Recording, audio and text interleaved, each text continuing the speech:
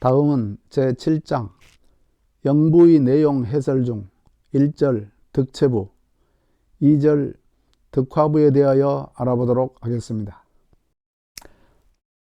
제7장에서는 넓은 의미의 영부인 삼득부의 내용에 대하여 알아보겠습니다. 삼득부란 득체부와 득화부와 좁은 의미의 영부인 득명부를 말합니다. 먼저 득체부에 대하여 알아보겠습니다. 득체란 불지 형체를 얻은 것을 말합니다. 불의 형체라 함은 천지인 3계와 과거, 현재, 미래의 3세를 의미하는데, 이러한 3계와 3세가 인중에 각인되므로 이를 얻었다는 것입니다.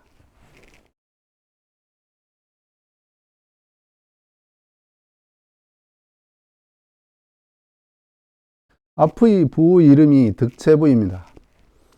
현무경 법을 받을 때 맨 먼저 쓰는 것이 득체부입니다. 득체부의 내용을 간단히 알아본다면, 인중에서 심령신대 해부로 시작된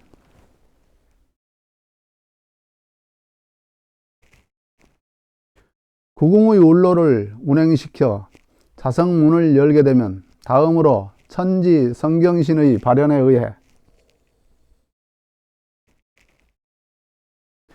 허령부,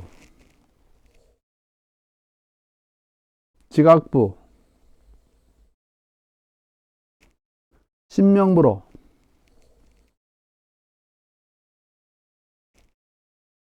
천지인 3제가 드러나는데, 이후 천지로부터 선불유의 기운을 받아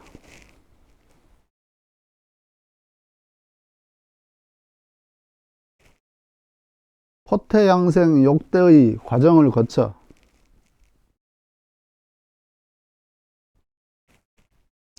관왕에 이른 후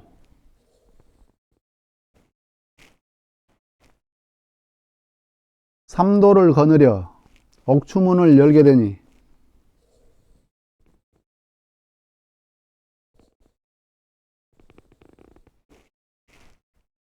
이러한 과정에 의해 마음속에 불인 바탕자리를 얻었다는 뜻에서 득체라고 하며, 이러한 의미를 갖고 있는 부를 득체부라 하는 것입니다.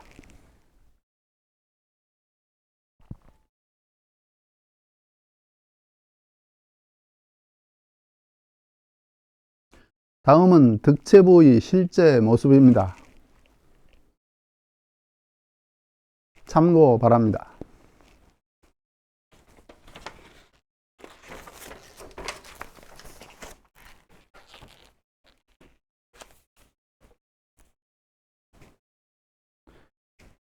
여기서는 득체부에 대한 자세한 해설을 해보도록 하겠습니다.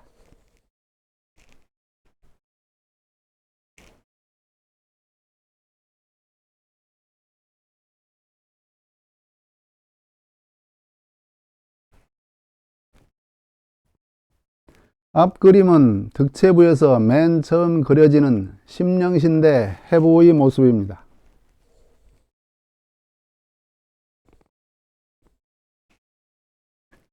득체란 형체를 얻었다는 것입니다. 그러므로 자신의 영대 속의 구궁문을 열고 자성을 밝히기 위해서는 영대에 용담의 문을 만들어야 합니다. 그러므로 득체부의 첫머리에 영대를 의미하는 심령신대 해부가 놓인 것입니다. 심령신대 해란 용담의 중심인 일심 자리에서 남쪽인 이곤지 자리에 만들어지는 문입니다. 용담의 지지 해가 남방에 자리하고 있기 때문입니다. 그러므로 먼저 용담 구궁을 모른다면 인중에 구궁을 만들 수는 없을 것입니다.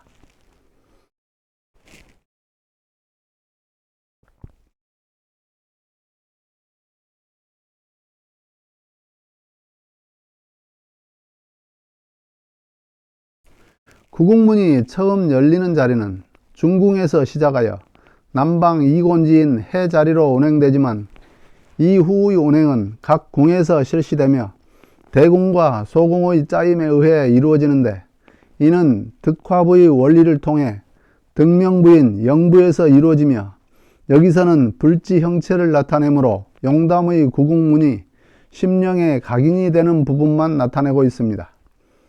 용담 구궁을 공부한 후 매일 영부를 친 사람에게는 마음속에 자연히 구궁문이 형성되는 것입니다. 참고로 용담의 구궁은 중심에 1과 6의 중궁이 있고 남방에 이곤지, 동북방 상감수, 서방 사태택, 서북방 오질레, 동남방 칠손풍, 동방 팔간산, 서남방 구이화, 북방 십건천으로 9개의 궁문이 있습니다.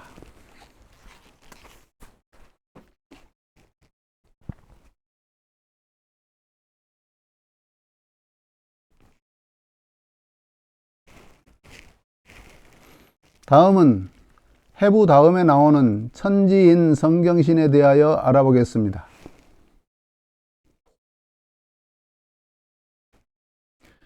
인중에서 천지가 열리므로 천지 성경신은 곧 천지인 성경신이라 할 수 있습니다.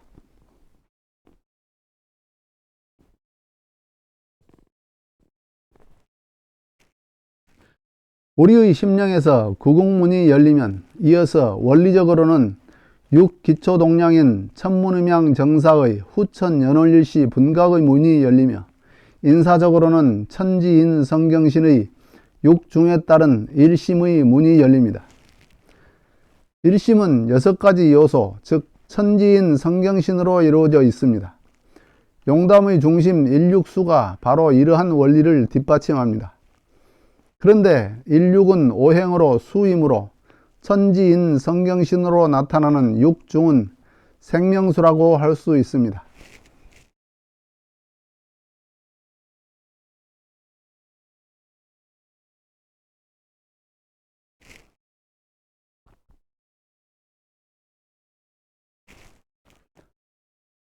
현무경에 기록된 천지 성경신은 천지인 성경신입니다.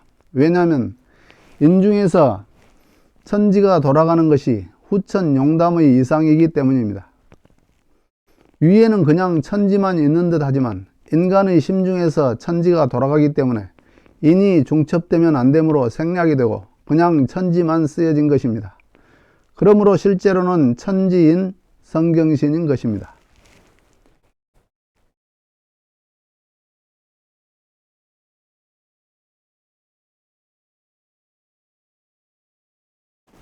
상제님께서 천지인 성경신으로서 육중이라고 표현하신 것이나 다름없는 까닭은 그 다음에 오는 부가 허령부, 지각부, 신명부로서 천지인을 상징하기 때문입니다. 그러므로 일심은 육중으로 이루어진 것입니다. 성경신은 일심이 갖추어야 할 기본 성품이라 볼 수 있고 천지인은 삼재로서 우주를 이루는 기본 요소입니다.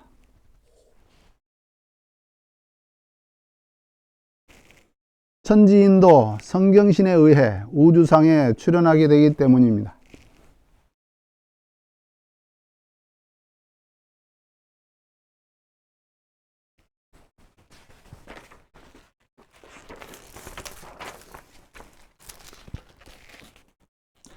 여기서는 허령부에 대하여 알아보겠습니다.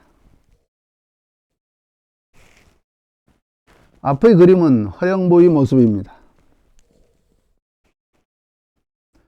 그림의 오른쪽에 허령부라고 쓰여져 있기 때문입니다.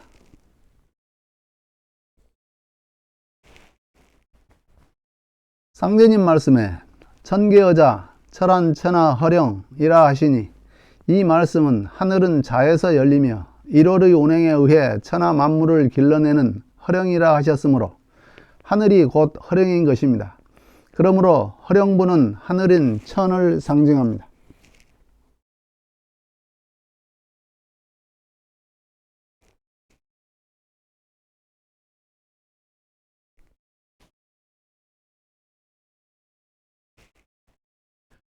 그런데 인간의 마음속에 떠오른 하늘의 모습은 파랗고 거대한 공간으로 생각할 수 있습니다. 그러나 이 하늘은 눈에 보이는 허상일 뿐 하늘이 품고 있는 이상이 전혀 드러나지 않는 빈 껍질입니다. 하늘의 표현을 허령이라고 했을 때는 다릅니다. 텅 빈 공간이므로 허라고 표현하였으나 그 내용은 신령함으로 가득 차 있으므로 허령이라 한 것인데 그냥 파란 하늘보다는 더 구체적인 표현이 아니겠습니까? 허령부에는 하느님의 모습과 하느님에 의해 창조되어진 인간의 모습이 그려져 있습니다. 또한 허령부에는 땅과 인간이 하늘에 의해 지어져 구궁의 순환을 하고 있다는 의미로 천지인이 각각 9개의 점으로 나타나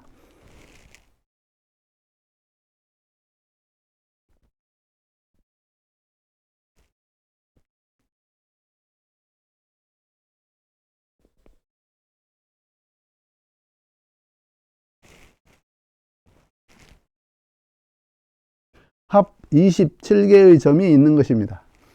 이렇듯 허령부는 곧 하늘로서 허령부를 그리면 하늘의 상이 심중에 각인되는 것입니다.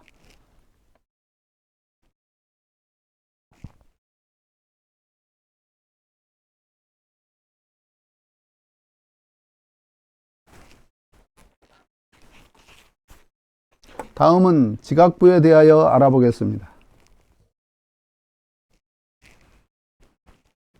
앞의 그림은 지각부의 모습입니다. 지각부에는 24점과 4원이 있어서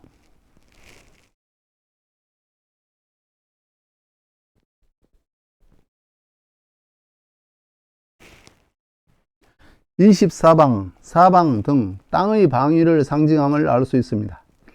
상제님께서 지벽어축 불신과 나족 지각이라 하시니 땅은 축에서 열리는데 믿지 못하거든 발을 딛고 있는 땅을 생각해 봐야 할 것이고 지각이라 일컬음으로 땅이 곧 깨달음을 의미하는 지각인 것입니다. 지각이란 깨달음을 의미하는데 부의 상단에 불타오르는 모습이 그려진 것을 보면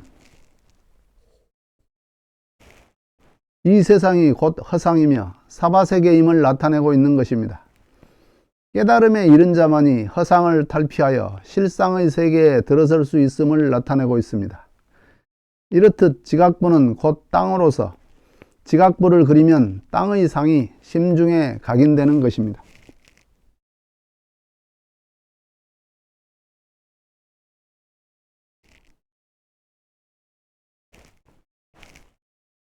여기서는 신명부에 대하여 알아보겠습니다.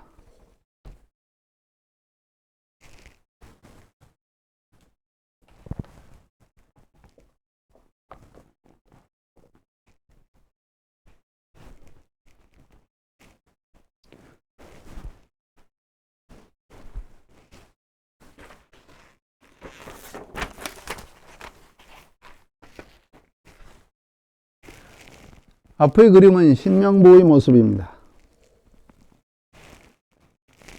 신명부는 상중하의 세 부분으로 이루어져 있어서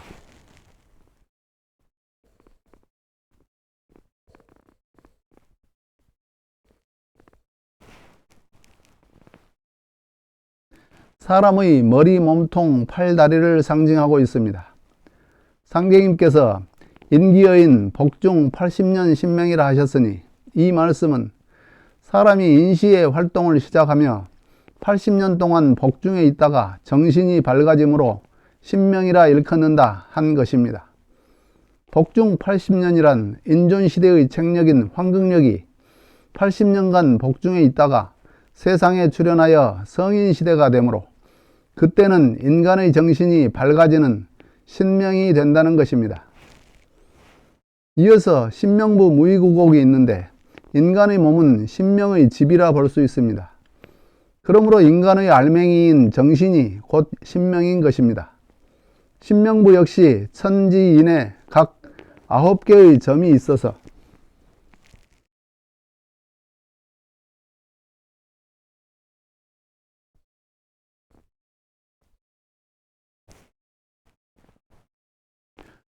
천인, 지인, 인인을 상징하는 천황, 지황, 인왕의 구궁의 집인 27궁이 있어 이 문이 열려야 옥추문에 이를 수 있음을 알 수 있습니다. 이렇듯 신명부는 곧 인간으로서 신명부를 그리면 바른 인간의 상이 심중에 각인된다는 것입니다.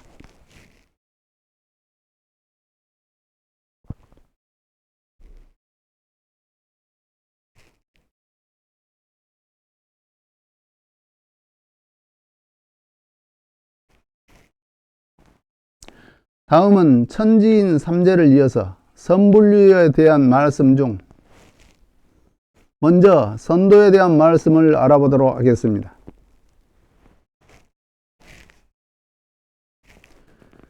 천지로부터 허무의 기운을 받아 선도로서 포퇴한다.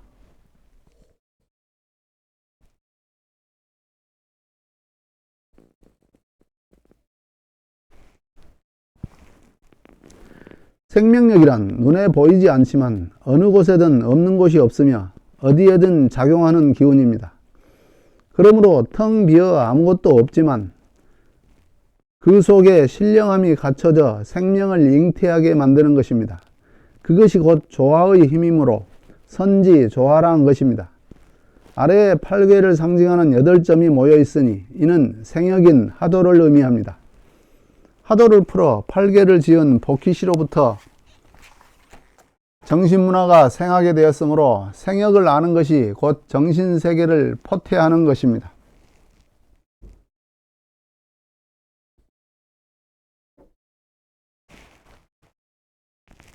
선도 수행의 입장에서 본다면 수승하강의 수련에 의해 도태가 되는 것을 나타내고 있습니다.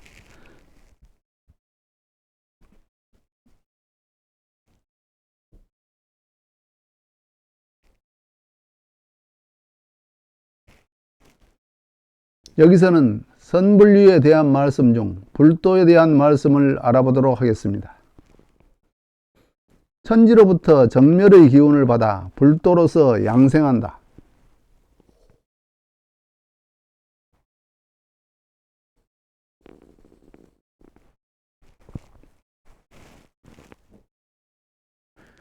적이란 번뇌가 나오기 전의 바탕자리를 뜻합니다. 일시민 중에서 세상 밖으로 드러나는 감정인 칠정을 내보내는 곳이지만 아직 내지 않았기 때문에 고요함을 의미합니다. 그러므로 정멸이란 번뇌를 잠재우는 일 또는 칠정을 가라앉혀 마음을 고요히 다스리는 일을 뜻합니다. 그런데 번뇌란 깨닫지 못한 데서 나오는 번잡함이므로 깨달음에 이르면 마음이 고요해지는데 이러한 공부가 곧 마음을 다스리는 일인 것입니다. 마음을 다스리는 일은 불도에 해당하며 이로 인해 정신을 길러내므로 불지 양생이라 한 것입니다. 아래에 그려진 8개의 모습은 장역을 의미하는 낙서를 뜻하므로 낙서를 아는 것이 곧 정신을 기르는 일인 것입니다. 그러므로 상제님께서 도통은 건감간진 손이곤태인 문왕 8개에 있다고 하셨을 것입니다. 불도 수행의 입장에서 본다면 직관에 의해 도태가 길러지는 것을 나타내고 있습니다.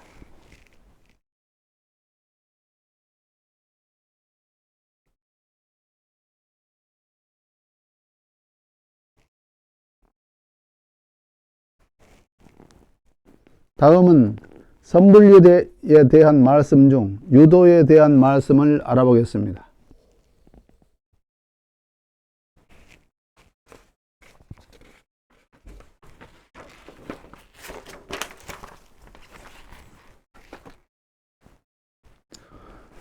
천지로부터 이조의 기운을 받아 유도로서 욕대한다.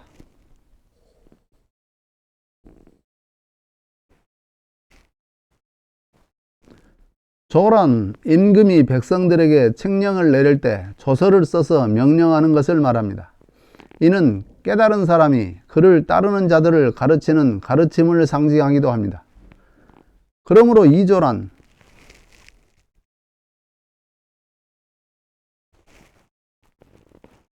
하늘이 사람에게 대권을 이양하여 만물을 다스리도록 하는 것입니다. 또한 유도란 치화를 의미하니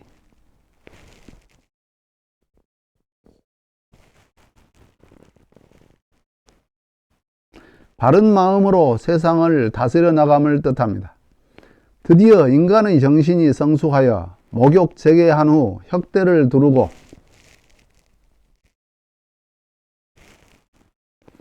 정사에 임할 만큼 성장하게 되었다는 것입니다. 아래의 8개 모습은 성역을 의미하는 용담을 뜻하므로 용담을 아는 것이 곧 욕대하는 일이니 만물을 다스릴 준비를 하는 것입니다. 유도 수행의 입장에서 본다면 정심 후 수신제가 제국 평천하의 길을 준비하는 단계라 볼 수 있습니다.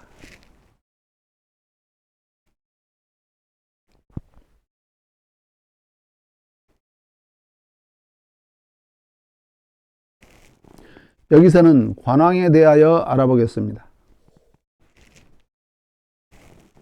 앞의 그림은 관왕도입니다. 포태양생 욕대 관왕은 인간이 성장해가는 과정을 나타낸 말입니다.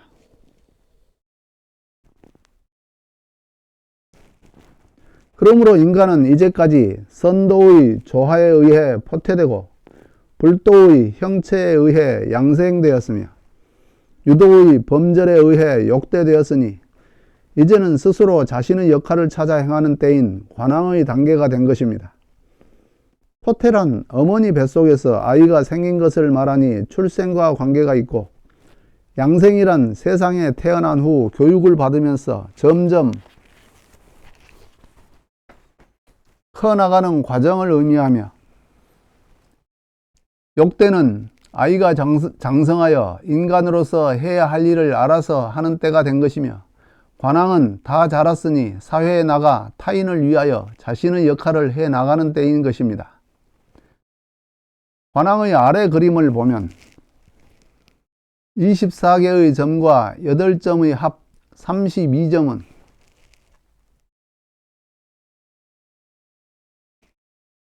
현상을 의미하는 32상을 뜻하고, 중심에 있는 열쇠 모양으로서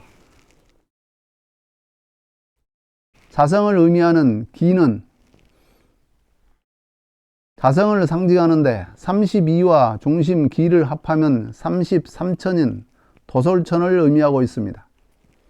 이는 현무경을 통해 무국대도를 공부하는 사람이 선천, 선불류 3도의 공부를 마치고 도솔천의 도인 무국대도의 문을 여는 모습을 상징적으로 드러낸 것이며, 이어서 유불선 3도의 음양도를 거느리고 옥추문을 여는 것입니다.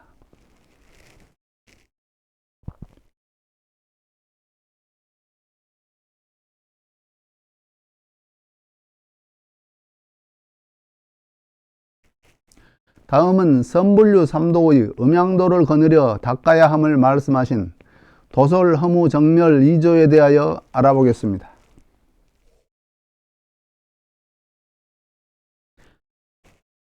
앞의 글은 도솔 허무 정멸 2조에 대한 글입니다. 여기서 도솔이란 모두 거느린다는 뜻입니다. 그런데 위의 글 중 수천지지 허무 선지 포태라 하셨으니 허무는 선이요, 수천지지 정멸 불지 양생이라 하셨으니 정멸은 불이요, 수천지지 이조 유지 욕대라 하셨으니 이조는 유이므로 도솔 허무 정멸 이조란 선불류를 모두 거느린다는 말씀입니다.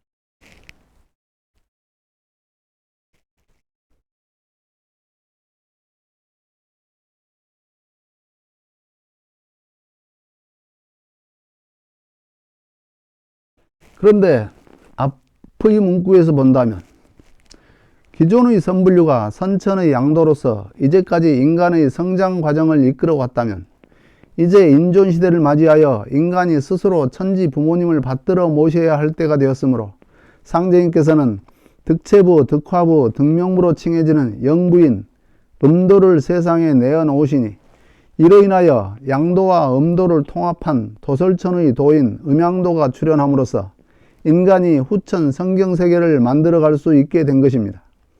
이와 같이 음양도를 통합한 도설천의 도가 곧 무국대도임은 두말할 여지가 없습니다.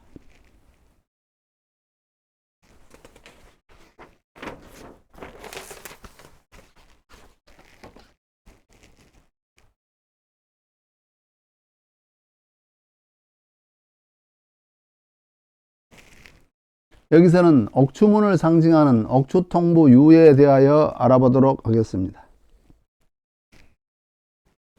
앞의 그림은 억추통부 유부입니다.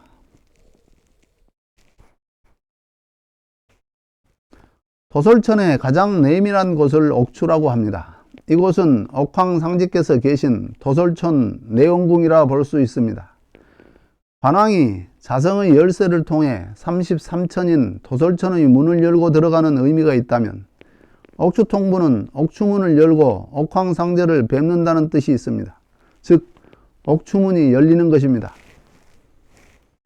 48장 내려세우고 억추문을 열 때는 정신 차리기가 어려우리라는 상제님 말씀을 본다면 이 문은 사생판단과 관계가 있는데 천지화복 강이라 하셨으니 화를 지은 자에게는 천지로부터 화를 내리는 자리요 복을 지은 자에게는 천지로부터 복이 내리는 자리이니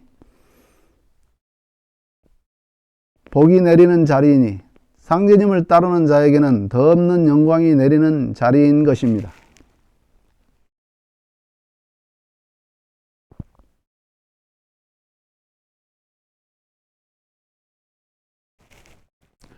다음은 시천주에 대하여 알아보겠습니다.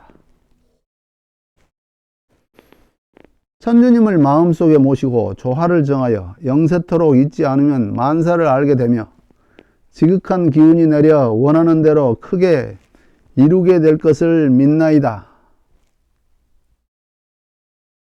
누구누구가 바라는 대로 성취되게 하소서. 이 문구는 득체부의 마지막 부분으로서 마음속에 천지인을 담아 성경신을 다하니 만사를 알고 지극한 기운을 받아 소원을 이루게 해달라는 글입니다. 그 다음으로 본인의 이름과 소원 성취라는 글이 있으므로 이는 본인이 소원 성취케 해달라는 기원의 글입니다.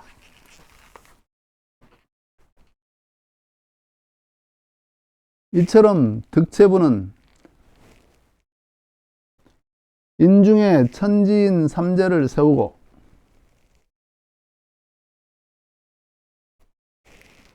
선불류 삼도의 음양도를 닦아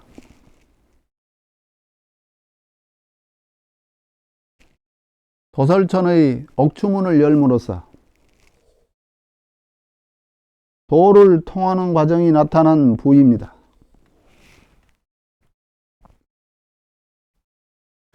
그러므로 득체부를 치는 일은 인중천지를 운용하고 무국대도를 닦아 도통의 경지에 다다르기 위한 과정을 마음속에 각인시키니 상제님께 이를 이루게 해달라고 기원하는 일인 것입니다.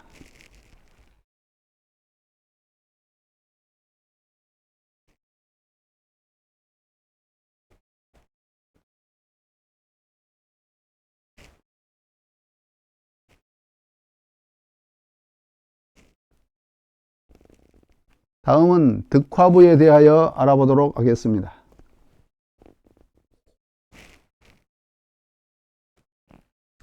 현무경 법을 받을 때 두 번째로 쓰는 것이 득화부입니다. 선도는 조화를 통해 세상을 지어내는 공부를 합니다. 그러므로 선지 조화라 하는데 조화를 얻었다 하여 득화라 하며 이를 부로 나타내니 득화부라 한 것입니다.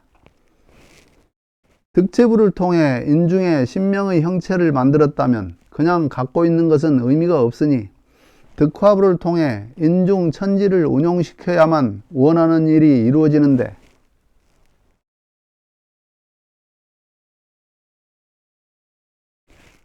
운행시키는 방법이 구궁운행이요 운행시키는 대상이 천지로 상징되는 10천간과 12지지입니다. 다만 득화부는 법을 받을 때만 쓰고 법을 모두 받으면 좁은 의미의 영부인 득명부에 조화의 기능이 포함되어 더 이상 쓰지 않습니다. 다음은 득화부의 모습에 대하여 알아보도록 하겠습니다.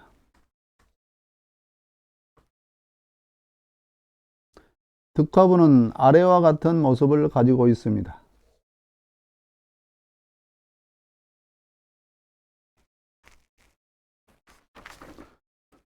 득화부에는 두 가지 모습이 있는데 위의 모습은 득화부 중 양득화부의 모습입니다.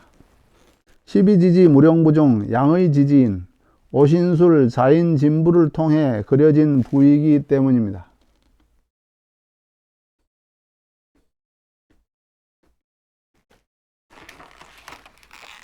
또 아래의 그림처럼 음의 지지인 미사묘 축해 유부를 통해 그려진 부가 득화부입니다.